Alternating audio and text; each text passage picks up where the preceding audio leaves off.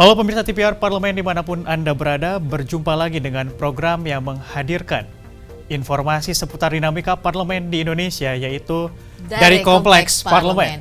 Selama 30 menit ke depan, pemirsa, kami akan menghadirkan informasi seputar lembaga legislatif yang ada di Kompleks Parlemen Senayan, Jakarta, dan juga yakni MPR RI, DPR RI, dan DPD RI.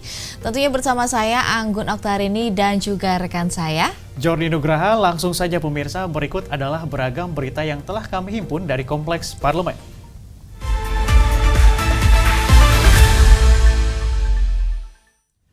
Kita awali perjumpaan kita pada kali ini dengan berita mengenai Banggar DPR RI yang menekankan pentingnya roadmap yang jelas dalam pelaksanaan putusan Mahkamah Konstitusi terkait anggaran pendidikan.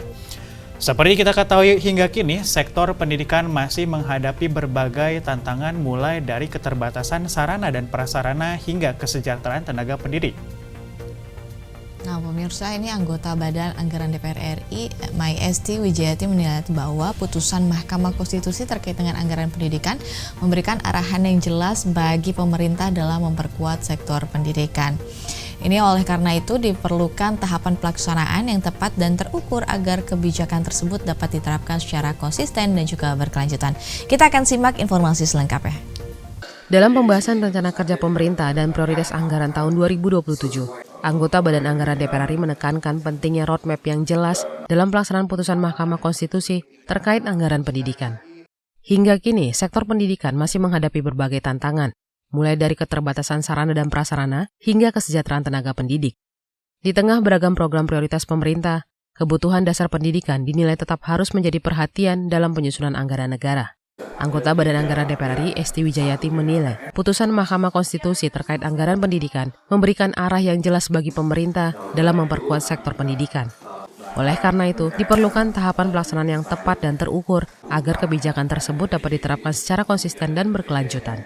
Anggaran-anggaran pendidikan tentu saja kita harapkan mampu yang 20% itu bisa dipenuhi oleh APBN kita dari anggaran belanjanya, sehingga penegasan saja bahwa kalau 2026 belum berjalan, MK itu kan tidak saklek harus 1 tahun ini selesai. MK di dalam keputusannya juga menyebut dilakukan secara bertahap. Maka ini yang harus menjadi komitmen, dilakukan secara bertahap. Tahun 2027 dimulai dari yang mana? 2028 seperti apa? Sehingga ada roadmap jelas bahwa kita akan mampu melaksanakan keputusan MK 100% sesuai dengan amanat. Lebih lanjut, Esti menilai anggaran pendidikan harus memberikan manfaat nyata bagi masyarakat. Menurutnya, prioritas anggaran perlu difokuskan pada perbaikan sekolah, dukungan bagi peserta didik, serta peningkatan kesejahteraan dan status tenaga pendidik di berbagai daerah. Ferdian dan Rian TVR Parlemen melaporkan. Pemirsa, ini kita seperti yang diketahui ya Jordi ya, bahwa masih banyak sekali sekolah di daerah pelosok yang fasilitasnya masih terbatas. Dan selain itu kesejahteraan guru honorer juga dinilai belum merata hingga saat ini. Ini benar sekali Anggun ya, dan kita berharap putusan MK ini benar-benar menjadi titik balik perbaikan kualitas SDM kita ke depannya. Baik pemirsa, kita beralih ke berita selanjutnya. Komisi 3 DPR RI akan mengawal tuntas kasus dugaan penipuan travel Hanania di mana hampir 3.000 calon jemaah umroh gagal diberangkatkan oleh travel tersebut dengan estimasi kerugian hingga 100 miliar rupiah. Lalu ada anggota Komisi 3 DPR RI, Bimantoro Wiono, mendorong Direktorat Reserse Kriminal Umum Polda Metro Jaya untuk memperkuat koordinasi dengan PPATK untuk mempercepat penelusuran dan juga analisis aliran dana yang diduga terkait dengan kasus tersebut. Nah ini Bimantoro pun menegaskan bahwa pemulihan dan pengembalian hak korban harus menjadi prioritas dalam penanganan perkara sejalan dengan ketentuan perundang-undangan yang menjamin perlindungan korban tindak pidana ini. Dan berikut informasi selengkapnya pemirsa. Hampir 3.000 calon jemaah umroh gagal diberangkatkan oleh Travel Hanania dengan estimasi kerugian hingga 100 miliar rupiah. Komisi 3 DPR RI meminta Polda Metro Jaya mengusut tuntas dugaan penipuan, penggelapan, dan tindak pidana pencucian uang yang melibatkan PT Hasanat Tama Internasional serta mengutamakan pemulihan hak para korban. Anggota Komisi 3 DPR RI Bimantoro Wiono mendorong Direktorat Reserse Kriminal Umum Polda Metro Jaya memperkuat koordinasi dengan PPATK untuk mempercepat penelusuran dan analisis aliran dana yang diduga terkait dengan kasus tersebut. Menurut Bimantoro, penelusuran aset perusahaan dan pihak-pihak terkait menjadi langkah penting agar kerugian korban dapat dipulihkan secara maksimal. Nah, makanya yang kita dorong itu bagaimana caranya ini diakselerasi, dipercepat dalam tracing asetnya itu. Oleh karena itu tadi kami sarankan agar bisa dikerjasamakan dengan PPATK yang lebih baik lagi sehingga bisa optimal dalam penelusuran aset-aset yang dimiliki oleh tersangka. Itu yang pertama. Yang kedua, dalam rekening yang dimiliki oleh perusahaan itu sudah pasti rekening yang hanya didaftarkan di Kementerian Haji saja. Kami berharap dengan bantuan PPATK ini rekening-rekening kecil ataupun penyebaran daripada dana-dana jamaah yang dihilangkan ini bisa ditemukan oleh PPATK dan Polda Metro. Bimantoro menegaskan, pemulihan dan pengembalian hak korban harus menjadi prioritas dalam penanganan perkara sejalan dengan ketentuan perundang-undangan yang menjamin perlindungan korban tindak pidana. Dalam rapat dengar pendapat umum Komisi 3 DPR RI dengan Polda Metro Jaya, kuasa hukum korban dan perwakilan korban Travel Hanania, DPR RI berkomitmen akan mengawal dan mengawasi penanganan perkara secara tuntas, mulai dari penindakan hingga pengembalian hak jemaah korban Travel Hanania. Tim Liputan TVR Parlemen melaporkan. Pemirsa, sangat disayangkan memang bahwa niat tulus masyarakat untuk beribadah ke Tanah Suci kini justru dimanfaatkan oleh pihak-pihak yang justru tidak bertanggung jawab. Ini benar sekali tentunya Anggun, dan kita harapkan kasus ini bisa diusut sampai tuntas dan transparan agar memberikan efek jera dan menjadi pelajaran bagi penyedia jasa travel lainnya.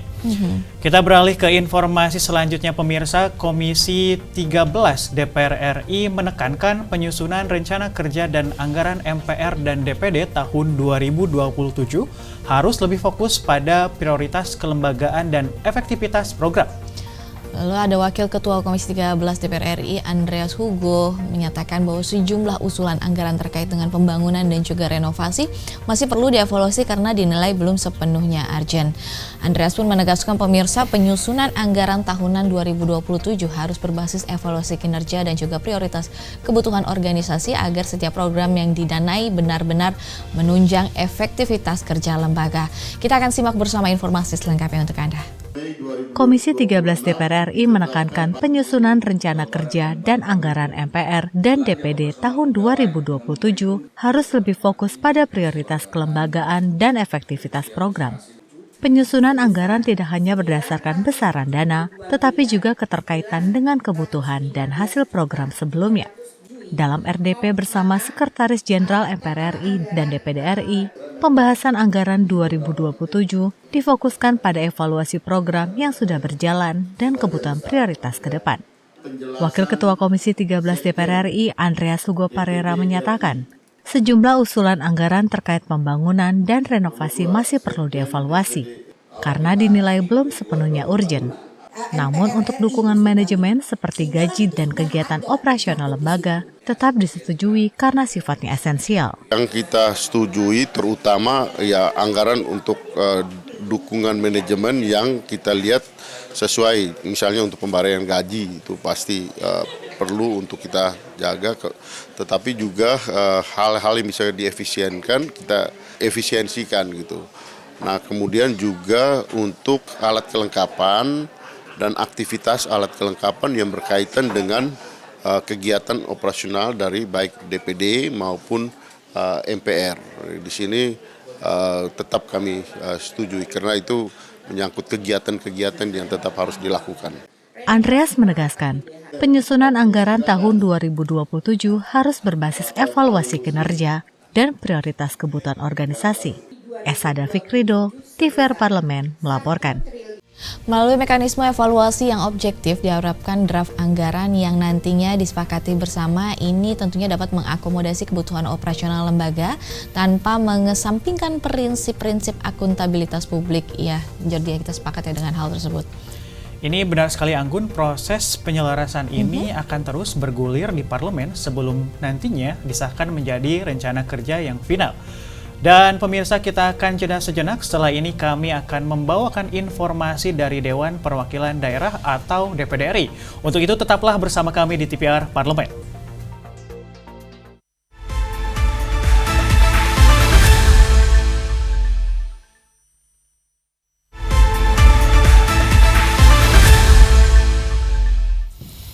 Kembali lagi pemirsa di program dari Kompleks Parlemen. Kini saatnya kita simak informasi seputar Dewan Perwakilan Daerah atau DPD RI.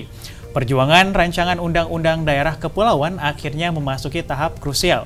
Setelah diinisiasi DPD RI, kini pembahasannya mendapat lampu hijau dari DPR RI dan pemerintah. Dalam rapat kerja tripartit, seluruh fraksi DPR RI menyatakan setuju agar RUU Daerah Kepulauan dilanjutkan ke tahap pembahasan berikutnya. Hal ini menjadi tonggak penting dalam pembentukan regulasi yang telah lama diperjuangkan. Nah, ini dalam rancangan undang-undang ini pemirsa, ini diusulkan oleh DPD RI tentunya sebagai solusi atas berbagai persoalan di daerah kepulauan, mulai dari keterbatasan konektivitas, tingginya biaya logistik, hingga kepastian fiskal daerah yang belum optimal. Nah, oleh karena itu, keberadaan rancangan undang-undang daerah kepulauan diharapkan kini mampu menghadirkan kebijakan yang lebih berpihak pada wilayah kepulauan, termasuk melalui dukungan anggaran yang memadai agar pembangunan bisa lebih merata. Kita akan simak bersama liputan selengkapnya. DPD RI berhasil mendorong rancangan Undang-Undang Daerah Kepulauan memasuki tahap pembahasan lanjutan setelah seluruh fraksi DPR RI dan pemerintah menyatakan persetujuannya dalam rapat kerja tripartit. RUU usul inisiatif DPD RI ini dihadirkan untuk menjawab berbagai tantangan pembangunan di wilayah kepulauan, mulai dari keterbatasan konektivitas, tingginya biaya logistik, hingga rendahnya kapasitas fiskal daerah. Ketua Tim Kerja RUU Daerah Kepulauan DPD RI, Andi Sofyan Hasdam menegaskan, kesepakatan tersebut menjadi langkah penting dalam mengawal aspirasi masyarakat kepulauan melalui kebijakan dan dukungan pembiayaan yang sesuai dengan karakteristik wilayah. Salah satu RUU inisiatif DPD RI, yaitu RUU tentang daerah kepulauan, hari ini telah memasuki tahap rapat tripartit dengan pansus DPR RI dan pemerintah. Dan alhamdulillah bahwa 8 fraksi yang ada di DPR telah menyetujui untuk dibahas tingkat lanjut. Ya, dengan adanya undang-undang ini nanti, insya Allah, maka kepulauan kita berikan penghargaan, ada dana khusus kepada mereka untuk mempercepat pembangunan di daerah kepulauan. DPD RI, DPR RI, dan pemerintah juga mentargetkan pembahasan RUU ini rampung paling lambat dalam 3 masa sidang sebagai bentuk komitmen bersama untuk mempercepat terwujudnya payung hukum bagi daerah kepulauan. DPD RI menegaskan RUU Daerah Kepulauan menjadi langkah strategis untuk mendorong pemerataan pembangunan, memperkuat keadilan fiskal, serta meningkatkan kesejahteraan masyarakat di wilayah kepulauan Indonesia. Teresia Oktavina, Sabila Rizky, Tim Liputan Biro PHM DPD RI, melaporkan dari Senayan, Jakarta. Ya, pemirsa dan Anggun, ini tentunya menjadi kabar yang menggembirakan bagi masyarakat di wilayah kepulauan. Karena dengan persetujuan ini menunjukkan adanya komitmen bersama yang lebih berpihak pada daerah. Nah, ini aku sepakat sih Jordi, bahwa wilayah kepulauan sendiri ini memiliki tantangan yang berbeda, mulai dari kemudahan akses, infrastruktur yang disediakan oleh pemerintah, konektivitas, hingga tingginya biaya logistik. Diharapkan dengan rancangan Undang-Undang Daerah Kepulauan kini mampu memberikan perhatian lebih terhadap kebutuhan daerah kepulauan yang ada. Pemirsa, kita akan beralih ke berita selanjutnya. Ini pengawasan program strategi nasional di daerah kini menjadi perhatian serius, di mana Komite 4 DPD RI mengingatkan program-program tersebut harus menyentuh langsung kebutuhan masyarakat. Pelaksanaannya dinilai harus berjalan secara transparan dan juga nantinya tepat sasaran. Karena itu, Komite 4 DPD RI meminta Badan Pengawasan Keuangan dan Pembangunan atau BPKP untuk memperkuat pengawasan khususnya terhadap program-program prioritas seperti makan bergizi gratis, Koperasi Merah Putih hingga KIP dan PIP. Selain memastikan akuntabilitas anggaran, pengawasan juga diharapkan mampu mencegah potensi persoalan sejak dini termasuk dalam pelaksanaan pembangunan di tingkat desa. Berikut informasi selengkapnya kami persembahkan untuk Anda. Komite 4 DPD RI mendesak Badan Pengawasan Keuangan dan Pembangunan untuk memperketat pengawasan program strategis nasional di daerah. Langkah ini dinilai penting, mengingat program seperti makan bergizi gratis, Koperasi Merah Putih, serta Kartu Indonesia Pintar dan program Indonesia Pintar berdampak langsung pada kesejahteraan masyarakat. Ketua Komite 4 DPD RI, Ahmad Nawardi menyoroti adanya keluhan dari desa, terkait pembangunan fasilitas yang dinilai kurang transparan dan tidak melalui musyawarah yang memadai. Kondisi ini dinilai berpotensi mengganggu pengelolaan dana desa serta memunculkan kekhawatiran di tengah masyarakat. Komite 4 DPD RI mendorong BPKP untuk memperkuat pengawasan berbasis risiko dan data, antara lain melalui pemanfaatan variabel risiko dan pengawasan TKD, serta percepatan peningkatan maturitas sistem pengendalian intern pemerintah atau SPIP dan kapabilitas APIP daerah agar manajemen risiko daerah menjadi basis uji petik yang andal. Komite 4 menegaskan, pengawasan harus berbasis risiko dan bersifat preventif dengan memperkuat peran sistem pengendalian intern pemerintah dan aparat pengawasan intern pemerintah di daerah. Sementara itu, BPKP menyatakan telah melakukan pengawasan terhadap program prioritas tahun 2026 serta akan memberikan rekomendasi jika ditemukan risiko. DPD RI menekankan, setiap program pembangunan harus akuntabel, transparan, dan menghormati musyawarah desa demi kesejahteraan masyarakat yang berkelanjutan. Putri Damayanti, Adi Nugroho, Tim Liputan Biro PHM DPD RI melaporkan dari Senayan, Jakarta. Ya, Anggun, pengawasan ini memang menjadi faktor penting ya tentunya. Betul. Agar setiap program strategis nasional benar-benar tepat sasaran. Apalagi program-program ini menyangkut kebutuhan dasar masyarakat dan menggunakan anggaran negara yang tidak sedikit. Nah, itu aku sebenarnya sangat setuju karena ini jika pelaksanaannya tidak proporsional dikhawatirkan nantinya akan menimbulkan hal-hal yang mulai mungkin tidak tepat gitu ya, tidak terkena dengan sasarannya langsung. Nah, menurunnya kepercayaan publik ini hingga nantinya akan sampai pada keterganggunya efektivitas pembangunan di daerah, Jordi. Oleh karena itu nih Anggun, pendekatan pengawasan yang bersifat preventif menjadi langkah yang tepat dengan pengawasan yang kuat sejak awal. Berbagai potensi penyimpangan dapat diminimalkan sebelum menimbulkan dampak yang lebih besar. Dan selanjutnya pemirsa, berita dari DPD RI yang fokus pada upaya pelestarian kekayaan budaya bangsa melalui Komite 3 DPD RI mendorong percepatan pembahasan rancangan Undang-Undang Bahasa Daerah sebagai langkah menjaga keberlangsungan ratusan bahasa daerah yang kini terancam punah. Nah, ini Indonesia tentunya dikenal sebagai salah satu negara dengan keragaman bahasanya terbesar di dunia, namun tanpa upaya perlindungan yang serius, banyak bahasa daerah yang berisiko hilang bersama dengan nilai-nilai budaya yang ada. Dan tentunya pengetahuan lokal yang diwariskan juga akan ikut menghilang. Karena itu, kini DPD RI menilai diperlukan regulasi yang mampu memperkuat upaya pelestarian tidak hanya melalui pendokumentasian saja, tetapi juga dengan mendorong penggunaan bahasa daerah dalam kehidupan sehari-hari dan antar generasi yang ada. Dan kita akan simak bersama laporan selengkapnya. Komite 3 DPD RI mendorong percepatan pembahasan rancangan Undang-Undang Bahasa Daerah sebagai respon atas ancaman kepunahan ratusan bahasa di Indonesia. Ketua Komite 3 DPD RI Philip Wamafma menegaskan bahasa daerah merupakan identitas budaya sekaligus sarana pewarisan nilai dan pengetahuan lokal.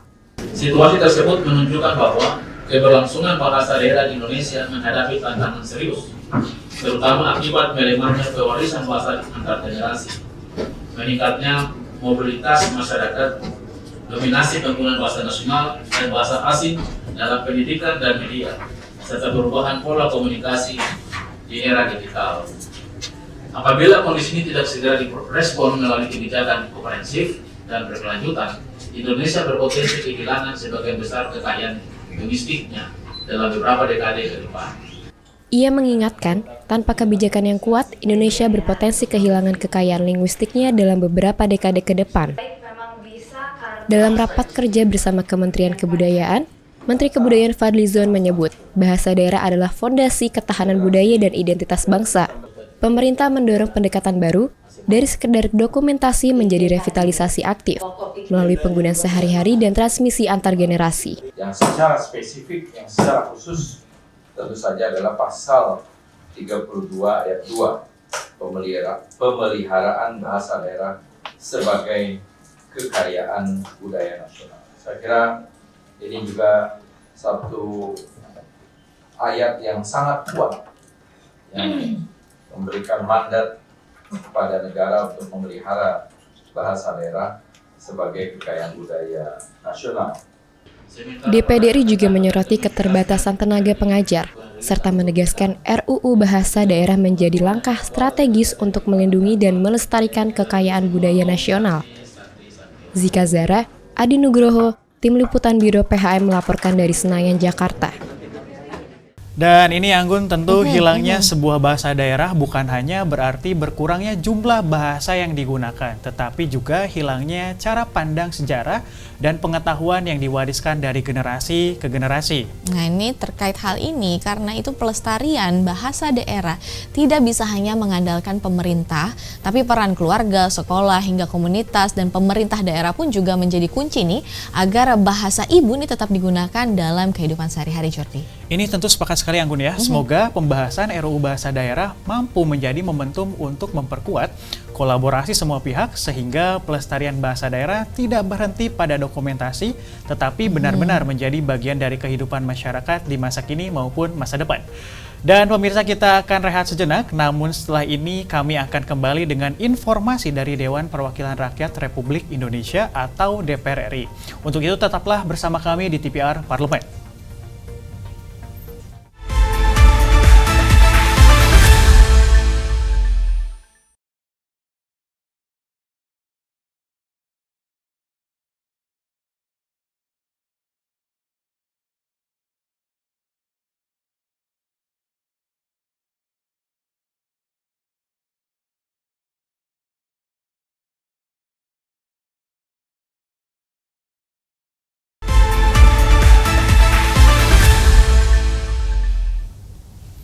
Kembali lagi bersama kami pemirsa, dan kini kita akan membahas mengenai Badan Legislasi DPR RI yang kini tengah mempercepat dan juga mematangkan rancangan undang-undang tentang masyarakat adat.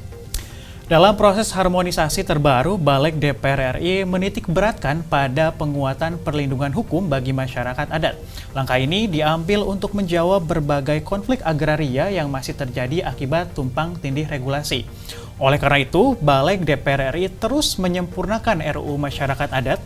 Kehadiran RUU ini sangat diharapkan dapat menjadi jawaban konkret atas berbagai persoalan atau permasalahan yang selama ini merugikan dan mengabaikan hak-hak masyarakat adat di tanah air. Nah, terkait hal ini, pemirsa, anggota Balik DPR RI Nasir Jamil juga mendorong keterlibatan aktif tokoh adat dan juga tokoh agama dalam upaya perlindungan hak-hak masyarakat adat. Dan kita akan simak bersama laporan selengkapnya. Perlindungan masyarakat adat menjadi salah satu fokus utama Badan Legislasi DPR RI dalam merumuskan RUU Masyarakat Adat. Pasalnya, berbagai kasus di lapangan menunjukkan masyarakat adat seringkali menjadi korban konflik agraria akibat sistem hukum yang sektoral dan tekanan investasi yang mengancam tanah ulayat. Anggota Balik DPR RI Nasir Jamil menilai, negara belum hadir secara penuh dalam melindungi masyarakat adat, terutama saat terjadi konflik. Hukum agraria masih bersifat sektoral, membuat hak masyarakat adat sering terabaikan. Kehadiran RUU Masyarakat Adat diharapkan menjadi jawaban konkret atas berbagai persoalan yang selama ini mencoreng dan merampas hak-hak masyarakat adat. Konstitusi menyebutkan mengakui dan menghormati, tapi pengakuan dan penghormatan itu sampai hari ini memang belum kita rasakan. Dan sekali lagi sangat rumit untuk mengakui dan menghormati itu. Jadi negara juga dinilai gagal melindungi masyarakat adat ini karena sistem hukum agraria yang sektoral dan juga ada ambisi ekonomi yang pro investasi gitu. Ya, sehingga kemudian terjadilah konflik agraria, konflik lahan dan lain sebagainya.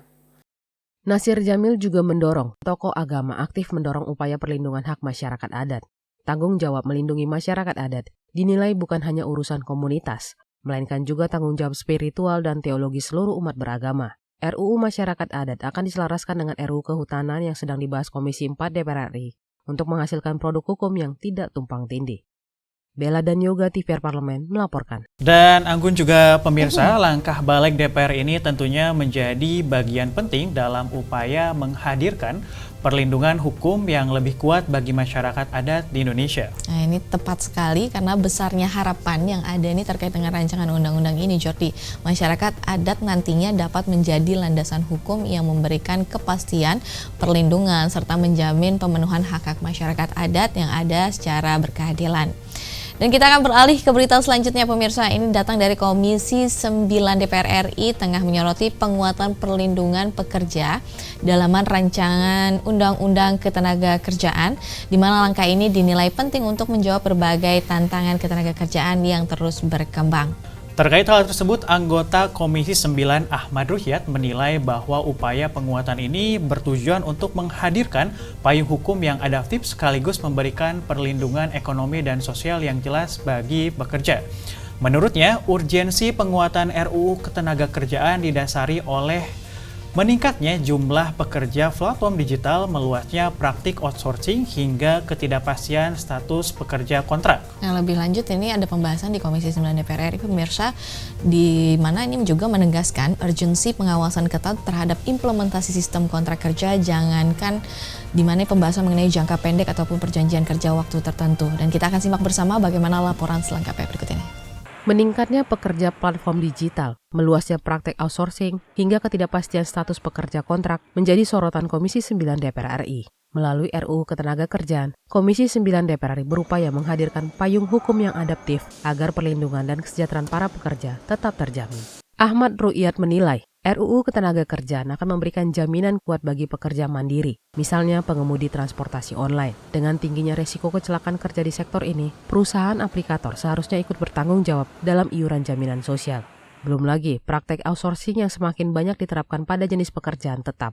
Untuk itu, perlu ada batasan yang jelas, agar karyawan yang sudah bekerja dalam jangka waktu tertentu bisa mendapatkan status dan hak yang layak.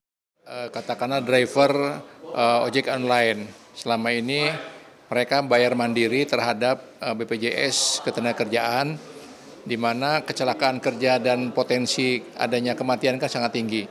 Oleh karena itu perlu ada payung hukum untuk memastikan bahwa aplikator juga bertanggung jawab ya untuk membayarkan iuran BPJS Ketenagakerjaan, terutama jaminan kematian dan juga kecelakaan kerja. Ada kecenderungan ya dari para pemberi kerja, outsourcing itu diberlakukan kepada semua pekerjaan.